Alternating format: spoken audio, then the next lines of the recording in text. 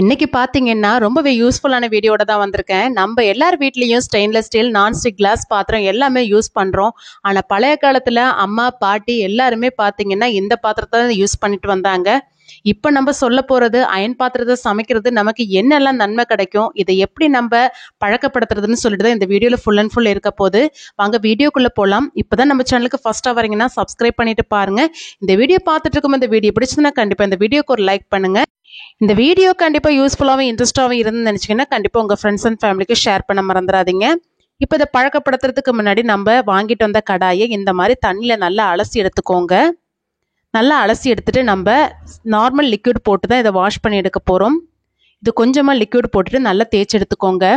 நம்ம அயன் பாத்திரம் யூஸ் பண்ணுறதுனால பார்த்தீங்கன்னா ஃபுட்டில் வந்து அயன் நல்லாவே மிக்ஸ் ஆகும். இதனால பார்த்தீங்கன்னா நம்ம பாடிக்கு தேவையான ஹீமோக்ளோபின் லெவல் வந்து கிடைக்கும், மெயின்டைன் பண்ணுறதுக்கும் ஹெல்ப் பண்ணும். ஸ்பெஷலாக பார்த்தீங்கன்னா பெண்களுக்கு வந்து அனிமியா ப்ராப்ளம் வந்து அவாய்ட் பண்ணுறதுக்கு இது ரொம்பவே யூஸ்ஃபுல்லாக இருக்கும். ஸோ கண்டிப்பாக நான்ஸ்டிக் பாத்திரம்லாம் அவாய்ட் பண்ணிட்டு அயன் பாத்திரம் யூஸ் பண்ணுங்க. முன்னாடி காலத்துல எல்லாம் சொல்லுவாங்க அயன் பாத்திரத்துல சமைச்சா தனி வாசனையும் தனி ருசியும் இருக்கும்னு. அது எதனாலனா ஹீட் வந்து ஸ்லோவா டிஸ்ட்ரிபியூட் ஆகுறதுனால அந்த ஃபிளேவர்ஸ் வந்து ரீட்டைன் ஆகி அப்படியே இருக்கும், அதனாலதான் சொல்றாங்க. ஸோ கண்டிப்பா நீங்களும் ட்ரை பண்ணுங்க. இப்போ நல்லா வாஷ் பண்ணி எடுத்தாச்சு. இப்போ பாருங்க இப்படி இருக்குது. இதை நம்ம என்ன பண்ண போறோம் அப்படின்னா இந்த மாதிரி ஒரு பெரிய பாத்திரம் எடுத்துக்கலாம் முங்குற அளவுக்கு. ஸோ இதில் நம்ம என்ன ஆட் பண்ண போறோம்னா நம்ம வடிச்சு வச்சிருக்க கஞ்சி தண்ணி தான் ஆட் பண்ண போறோம். பழைய தண்ணியா இருந்தாலும் பரவாயில்ல, புதிய தண்ணியா இருந்தாலும் பரவாயில்ல, நம்ம கஞ்சி தண்ணி வேணும் அதை நம்ம ஆட் பண்ணிக்கலாம். இந்த கஞ்சி தண்ணி இதில் ஆட் பண்ணிட்டு இந்த பாத்திரம் மூழ்கிற அளவுக்கு நம்ம தண்ணி சேர்த்துக்கணும். அப்பதான் இதுல நல்லா வந்து நம்மளுக்கு ஊறி கிடைக்கும். இப்போ நான்ஸ்டிக் பாத்திரம்லாம் பார்த்தீங்கன்னா நிறைய ஹார்ம்ஃபுல்லான கெமிக்கல்ஸ்லாம் கோட் பண்ணி வரும். இந்த அயன் பாத்திரத்தெல்லாம் அப்படி எதுவுமே இல்லை, எந்த ஒரு டாக்ஸிக்குமே இல்லை. நம்ம குக் பண்ணும்போது ரொம்பவே சேஃபாக குக் பண்ணலாம். பிள்ளைங்களுக்கா இருந்தாலும் சரி, பெரியவங்களுக்கா இருந்தாலும் சரி, ரொம்பவே சேஃப் இது.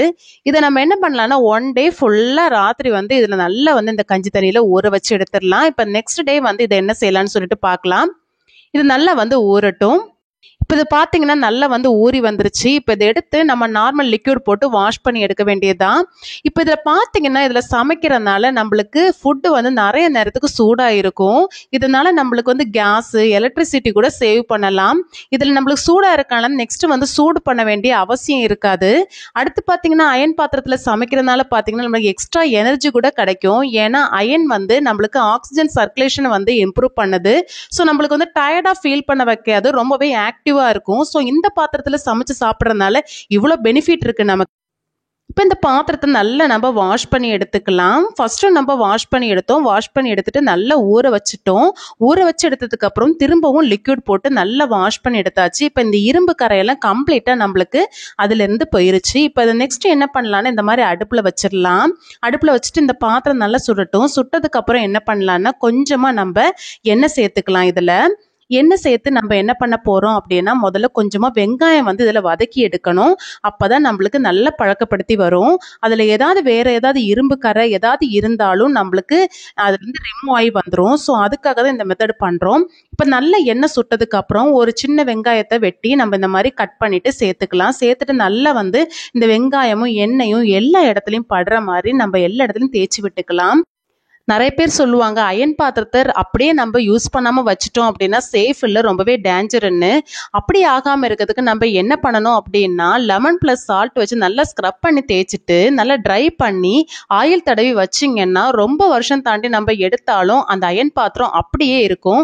ஸோ இது ஒரு மெயின்டெனன்ஸ் மேட்டர் தான், சேஃபுக்கு பாதிப்பு இல்லை. ஸோ கண்டிப்பா நீங்க ட்ரை பண்ணலாம்.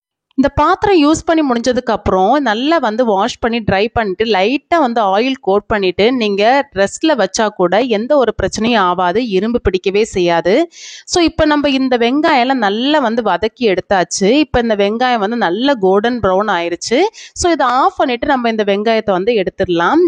இந்த பாத்திரத்தை நம்ம ரன்னிங் வாட்டர்ல நல்லா காமிச்சு நல்லா கழுவி எடுத்துக்கலாம். ஏன்னா இதுல நல்ல சூடு இருக்கும். அந்த தண்ணியெல்லாம் ஊற்றும் போது பார்த்தீங்கன்னா நம்மளுக்கு தொட்டு கிளீன் பண்றதுக்கு கொஞ்சம் ஈஸியா இருக்கும். நல்லா வாஷ் பண்ணதுக்கு அப்புறம் நம்ம இதுல வந்து லிக்விட் ஊற்றி நல்லா தேய்ச்சி எடுத்துக்கலாம்.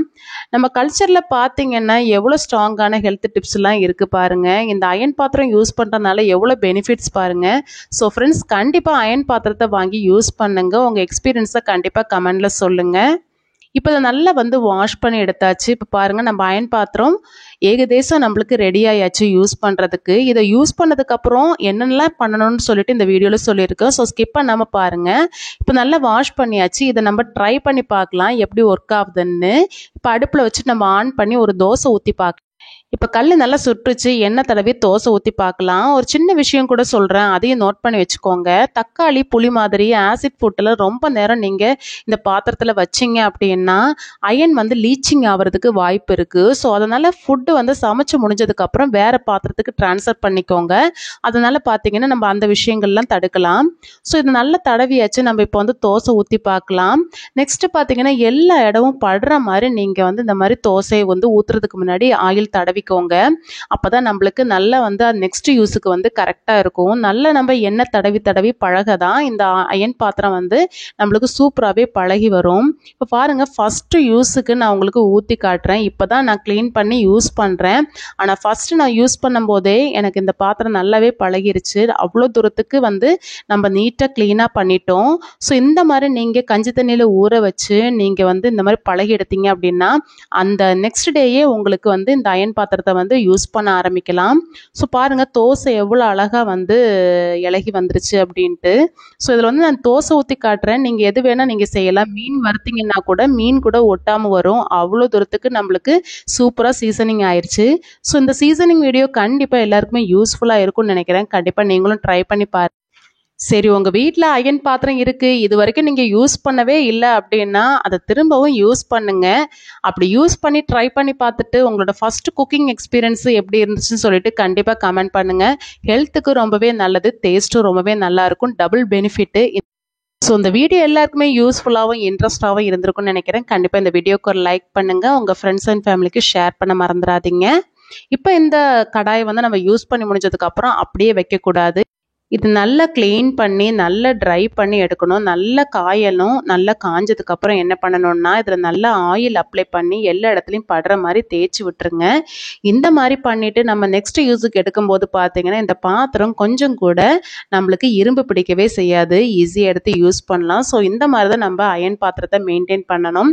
ஸோ எத்தனை வருஷம் ஆனாலும் இந்த அயன் பாத்திரம் அப்படியே இருக்கும், காலங்காலமாக யூஸ் பண்ணலாம். ஸோ கண்டிப்பாக நீங்களும் ட்ரை பண்ணி பாருங்கள். இந்த வீடியோ எல்லாருக்குமே யூஸ்ஃபுல்லாகவும் இன்ட்ரெஸ்டாகவும் இருந்திருக்கும். இதே போல் யூஸ்ஃபுல்லான இன்ட்ரெஸ்டான வீடியோவில் நெக்ஸ்ட் உங்களை சந்திக்கிறேன். Until that, thank you.